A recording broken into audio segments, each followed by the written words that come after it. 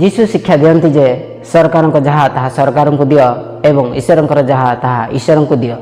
ଯେତେବେଳେ ଫାରୁସୀମାନେ ଯୀଶୁଙ୍କୁ ପ୍ରଶ୍ନ ପଚାରୁଛନ୍ତି ଯେ କର ଦେବା ବିଷୟରେ ପ୍ରଶ୍ନ କରୁଛନ୍ତି, ଆମ୍ଭେମାନେ କାଇସରଙ୍କୁ କର ଦେବା ବିଧିସଙ୍ଗତ କି ନା, ସେତେବେଳେ ଯୀଶୁ ସେମାନଙ୍କର କପଟତା ଜାଣିପାରି ଆଉ ସେମାନଙ୍କୁ କହିଲେ ମୋତେ ଗୋଟେ ମୁଦ୍ରା ଦେଖାଅ। ଆଉ ଯେତେବେଳେ ସେମାନେ ତାଙ୍କୁ ମୁଦ୍ରା ଦେଲେ ଆଉ ସେଠି ଯୀଶୁ ପଚାରୁଛନ୍ତି ଏଇଟା କାହାର ନାମ ଏବଂ କାହାର ମୂର୍ତ୍ତି ଅଛି। ଆଉ ସେଥିରେ ଫାରୁସୀମାନେ କହିଲେ ଏଥିରେ କାଇସରଙ୍କର ନାମ ଏବଂ ମୂର୍ତ୍ତି ଅଛି। ତେବେ ଯୀଶୁ ସେଇଠୁ ଉତ୍ତର ଦେଲେ ଯେ ଯାହା କାଇସରଙ୍କର ତାହା କାଇସରଙ୍କୁ ଦିଅ ଏବଂ ଯାହା ଈଶ୍ୱରଙ୍କର ତାହା ଈଶ୍ୱରଙ୍କୁ ଦିଅ।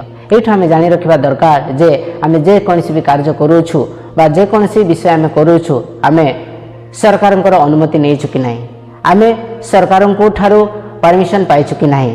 ଆମେ ଯେତେବେଳେ ଏସବୁ ବିଷୟ କରୁନାହୁଁ, ଯେତେବେଳେ ସରକାର ଆମ ଉପରେ ଆକ୍ସନ୍ ନେଉଛି, ଯେତେବେଳେ ସରକାର ଆମକୁ ବିଭିନ୍ନ ପ୍ରକାର ସମାଲୋଚନା କରୁଛି, ସେତେବେଳେ ଆମେ ସରକାରଙ୍କୁ ଦୋଷ ଦେଇଥାଉ ବା ଅନ୍ୟମାନଙ୍କୁ ଦୋଷ ଦେଇଥାଉ ଯେ କ'ଣ ନା ମୋତେ ତାଡ଼ନା ଆସୁଛି, ମୋତେ ନିନ୍ଦା ଆସୁଛି। ତ ଆପଣ କାହିଁକି ସରକାରଙ୍କ ନୀତି ନିୟମକୁ ମାନିବେ ନାହିଁ? ଯୀଶୁ ନିଜେ କହୁଛନ୍ତି ଯେ ସରକାରଙ୍କ ରୁଲ୍ ରେଗୁଲେସନ୍ ହିସାବରେ ଆପଣମାନେ ଚାଲନ୍ତୁ। ଯୀଶୁ ନିଜେ କହିଲେ। ତ ଆମେ କ'ଣ କରୁଛୁ? ଆମମାନଙ୍କର ବନ୍ଧୁ ପରିଜନ ଯଦି ସେଇ କାର୍ଯ୍ୟରେ ଲିପ୍ତ ଅଛନ୍ତି ଆଉ ଆମେ ସେମାନଙ୍କୁ ଅନୁଯୋଗ କରୁନାହୁଁ ଆଉ ଆମେ ସେମାନଙ୍କୁ ପ୍ରବର୍ତ୍ତୁ ସେ କାର୍ଯ୍ୟରେ, ଆଉ ଯେତେବେଳେ କି ସରକାର କୌଣସି ବିଷୟରେ ସେମାନଙ୍କୁ ଆକ୍ସନ୍ ନେଉଛି ଆମେ ଅନ୍ୟକୁ ଦୋଷ ଦେଇଥାଉ ଯେ ସେ ପୁରା ମୋ ନାଁରେ ଏମିତି କହିଦେଲା। କିନ୍ତୁ ଆମକୁ ଜାଣି ରଖିବା ଦରକାର ଯେ ଆମେ ଜଗତରେ ରହୁଛୁ ମାନେ ସରକାରଙ୍କର ନିୟମ ମାନିକି ରହିବା ଦରକାର ଏବଂ ଆମକୁ ସରକାରଙ୍କ ନୀତି ନିୟମ ହିସାବରେ ଆମେ ଯେକୌଣସି କାର୍ଯ୍ୟ କରୁ ବା ଯେକୌଣସି ଆମେ ଘର କରୁ କି ଆମେ ଗାଡ଼ିଟେ କିଣୁ କି ଆମେ ଯେକୌଣସି ସଂସ୍ଥା କରୁ, ଆମକୁ ପ୍ରଥମେ ରେଜିଷ୍ଟ୍ରେସନ୍ କରିବାକୁ ଆବଶ୍ୟକତା ରହିଛି। ଯଦି ଏଇଟା ଆମେ କରୁନୁ ତାହେଲେ ଆଜି ଆମେ ଯୀଶୁଙ୍କର କଥାକୁ ଅବମାନ କରୁଛୁ।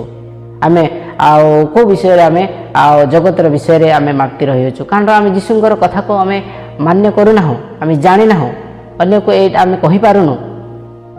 କାହିଁକି ନା ଆଜି ଆମେ ସେଇ କାର୍ଯ୍ୟରେ ଲିପ୍ତ ରହୁଛୁ, ଯାହାଫଳରେ କି ଆମେ ସରକାରଙ୍କର କୌଣସି ଯଦି ଆକ୍ସନ୍ ନିଆଯାଏ ଆମେ ଅନ୍ୟକୁ ଦୋଷ ଦେଇଥାଉ, ନିଜର କେବେ ଭୁଲ ଆମେ କାଢ଼ି ନଥାଉ।